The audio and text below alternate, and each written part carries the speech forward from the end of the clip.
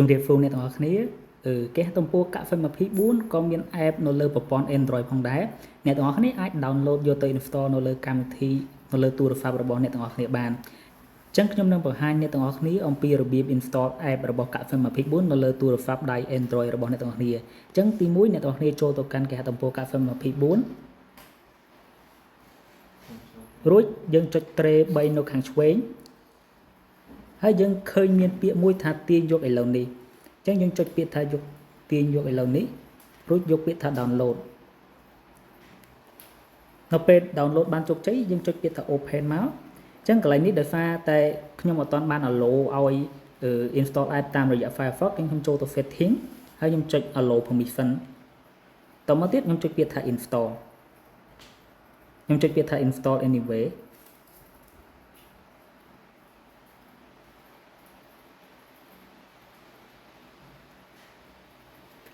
នោះ app របស់កាហ្វេ24បាន install នៅលើទូរស័ព្ទដៃរបស់អ្នកទាំងអស់គ្នាយើងចុច open មកនោះវានឹងនាំយើងមកកាន់កម្មវិធីរបស់កាហ្វេ24ដែលអ្នកទាំងអស់គ្នាអាចធ្វើការបញ្ជាទិញអាចធ្វើការ log in នៅលើនឹងបានហើយយើងក៏អាចស្វែងរកកម្មវិធីនោះបានផងដែរដែលនៅលើទូរស័ព្ទដៃរបស់អ្នកទាំងអស់គ្នាដែលដាក់ឈ្មោះថាកាហ្វេ24ហ្នឹងយើងចុចមកគឺវានឹងបើកកម្មវិធីរបស់កាហ្វេ24បាទសង្ឃឹមថាពុកម៉ែបងប្អូនទាំងអស់គ្នាគ្រប់គ្រងកាហ្វេ24ដើម្បីប្រជាជនខ្មែរយើងគាត់មានទីផ្សារក្នុងការលក់ផលិតផលរបស់គាត់បាទសូមអរគុណ